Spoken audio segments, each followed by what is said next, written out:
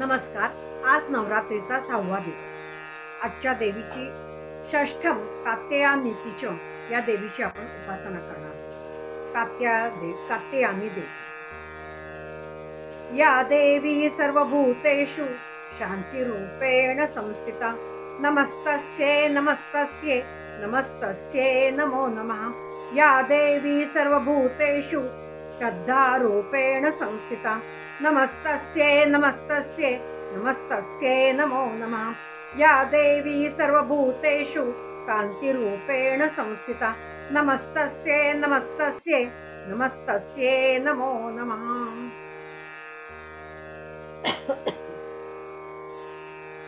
आजची देवी ही कात्यायनी देवी. तिला कर्दळीची फुलं असतात, ती कर्दळ, नंतर अनेक प्रकारची फुलं तिला वाहिली जातात. तिच्यासाठी केळं आणि सफरचंद याचा नैवेद्य दाखवला जातो. मध्ये बिंदू आणि षटकोन किंवा आयत असं या देवीची रांगोळी आहे.